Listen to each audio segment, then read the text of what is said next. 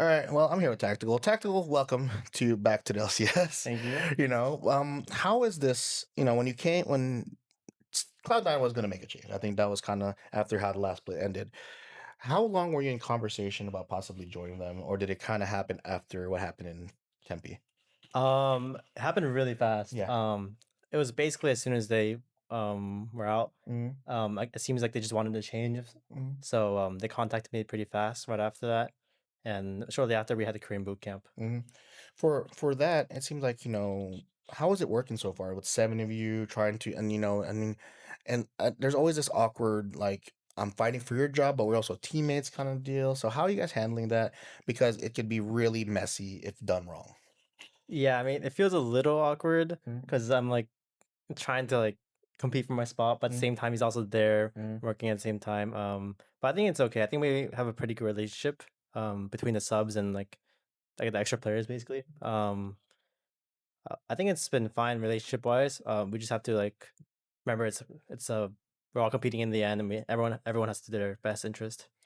Do you think that how's the communication been? Because when I asked Dokla about it, when they brought Castle in on his end, he said the communication was kind of iffy. How has the communication been on your guys' end in terms of like what's expected of you guys and what's in the how do you earn the spot to play and how has Will and the team been about that? I'd say my spot has been pretty clear so Mm-hmm. far. Um, Maybe for mid, it's a bit more undecided. Mm-hmm. Um, but to me, it's been pretty clear what they want me to do and expect of me. I'd say this time it's been pretty good. Okay. So how do you feel about the meta right now? Because it seems like like the joke was we could send APA to bot sign too to always put his champion pool. So like, how do you feel about the meta right now? It seems like in a weird way, you guys actually have multiple zones covered. Yeah, I In the mean, bot lane. it's definitely a unique meta because Mm, not only are people playing like a lot of random things bot lane, mm, it's also fearless, yeah. and so there's so many factors. Because the last time I was in LCS, there was no fearless Nope. yet, and so it's been a bit tough sometimes to like Mm, figure out what I think is good at every given draft. mm, But I think it's like fun, but at the same time, it's like I wanted to chill out a little bit because I feel yeah. like maybe like 3 or 4 mages and that's it. But like the people are playing like Silas AD carry. I saw they're playing Lock AD carry in Kespa Cup. I saw Mundo AD carry Yeah. today, Yeah. I and I'm did. I like, remember that. Jesus Christ, like what's But happening here? hey, they're all over the place now. But for you, Vulcan, it seems like he was the MVP last split. I don't think this is a big thing for him. Is like how big is it that he's going to be able to roam? Because it seems like the roaming support, the second jungler unofficially is Mhm. coming around. Does that kind of free him up a little bit in terms of making plays and kind of leaving you with more responsibility, you and Sven, whoever's in the bot lane, in that perspective? Like, how do you feel about the fact that Vulcan might not be down in your lane with you as often as you normally could see?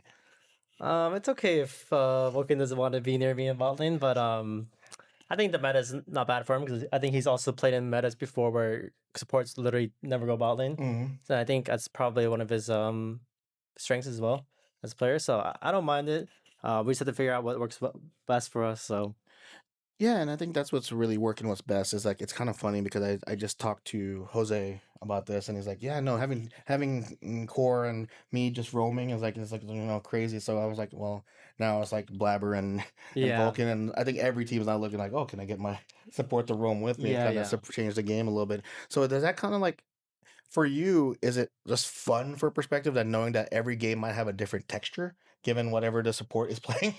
Yeah, I mean, in 2021 Hmm. Team Liquid, I played with Alfari, Yeah. and we literally had games where Core would get level 2, Hmm. and as soon as he got it, we just say bye to each other, Yeah. and then he would just be top lane for the rest of the game, and then it was kind of like the game where you see nowadays, where like if the enemy supports roams but yours just doesn't, your top laner gets falls behind too much and it's not worth, and then eventually bot lane becomes the island. Yeah. You reverse the top and bot roles. It just feels like there's a different texture now, and like and actually, do you feel that it's more open for your competitive scene in that way? I mean, I think you could definitely be more creative with this Yeah. meta. I Hmm. think it's not bad. It's just very hectic. Yeah. Yeah. Yeah, I think it's really fun to watch and like I have creative ideas. It's just very chaotic. Yeah, it is chaotic because imagine if you were just told, all right, we're gonna ship you guys up to top Yeah. regardless, and just like have Mundo fight bot and by himself. And like, do you think that is this kind of like what League kind of needed after for a little bit, just kind of this creative, like a little creativity in terms of like, I know it's coming at a very steep price, seeing mages Yeah. down with you, but do you think that's kind of why it's also now a little more fun to watch at times? Yeah, I mean, I think the picks can be really fun. I Yeah, mean, we saw Viper play like Vel'Koz AD carry yeah, at MSI. Um, and there was also the EWC where Pays, yeah, I believe it was Pays play Silas AD yeah. carry. He did. I think it's definitely exciting. It definitely has another layer to it where like as a pro player, if you're not able to keep up, you're Hmm. gonna definitely struggle. So I think it's not bad. You just have to be very open and creative about your ideas. So, what was the one thing you were working on when you're in tier two? What was one thing you were focused on before? Because I know, were you getting calls to return to tier one, or was it we were just planning to be in tier two for the whole year? So my plan entering this year was I'm gonna try one last try to for tier one LCS. And if I don't, I'll probably be done. But now that I'm back, I didn't expect it to be like this soon or this Hmm. like sudden. But in tier two, I was just focusing on like, consistency because I felt like if my teammates and I just played our own standard games, we seemed like we're gonna win everything. Um, but now that I'm back in the LCS, the competition is better and higher. I definitely feel like I need to work on like being more what's called aggressive in a way because I feel like I kind of like pacified myself over like last year or so. So I'm just trying to like push as much as I can, squeeze as much advantage as I could without like ruining my condition. Yeah. Yeah, it seems like with the bot lane being so powerful, it seems like this is where games can be won or lost immediately. So it just feels like it seems like there's a lot of pressure in your lane sometimes, and I think do you feel that being like kind of like chilling out and bot lane probably not the vibe in tier one right now? Yeah. I mean, who knows what we'll see? Like Zig, Seraphine, Silas, Lock, maybe even like I saw Vladimir Curry in Korea recently too. Okay, so I had to ask this because I swear like I watch LCS every week, but then when I stay up late to watch LCK, it's like I knew Camille was coming. Oh yeah. I knew MS like after watching like the back end of the Korean like the road to MSI, Mhm. I knew Camille was going to be a problem at MSI and for the Yeah. early stages, especially against the LCS and LEC teams. Why do you think that? Why do you think that Korea kind of has like that kind of read on the meta early before they kind of catch up? It seems like everyone else catches up later, but when they get the read, it's like they'll try out these different champions initially. I think right now the Asian teams are really good at pushing and like advancing the game really fast. Hmm. So especially when they figure out champs like Camille, like, and they figure out like how you can roam and how creative you can be. They're like, wait, this champion has a lot of potential. Hmm. Because right now there's no lane swap detection. Hmm. So now you're actually able to like go mid or top level one without what's called having the game like screw you over too hard. Hmm. Um, I think people realize that like, wow, actually the support can just go anywhere and like because if even if your bot lane or AD carry falls behind a little bit, it'd be net worth if the Yeah. enemy opposing soul laner got too behind. So Hmm. I think it's just like a game theory thing, Yeah. and Asian teams are pretty good at pushing the leads. They're good at pushing game theory. Yeah, exactly. Well, for you now, it's now you're wearing Cloud9, and the fans will always bring up not being international. How much pressure do you feel personally to try and kind of break that streak and be the team, especially as we look at the green team right there, Hmm. who is coming for that number three spot? Yeah, I mean, I would love to be a reason we do Mm-hmm. well. I think I just want to.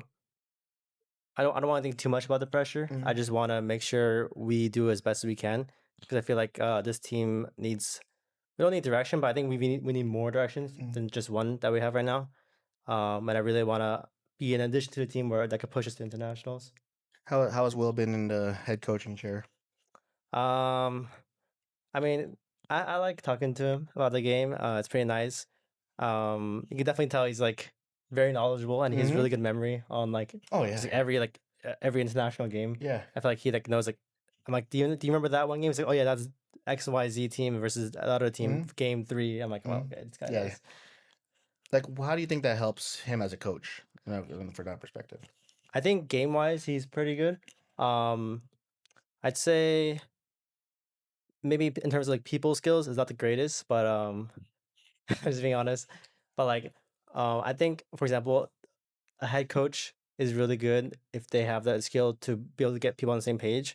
And then there's like assistant coach or side coaches Mm-hmm. where like their game theory is really good and they're really Mm-hmm. smart. I feel like he's more the game theory coach because I think I Mm-hmm. agree with a lot of its takes and like how things should go in a game. Mm-hmm. I think the only thing we are struggling with right now would be like getting on the same page. Mm-hmm. So yeah. Well, we'll see what happens because it's like one of those things where coaches tend to hire assistant coaches that fill their weaknesses in Yeah, yeah. general. So, well, thank you, Tactical. Welcome back, Thank first of you. all, to the LCS, and hopefully, we hopefully I see more of you in the future.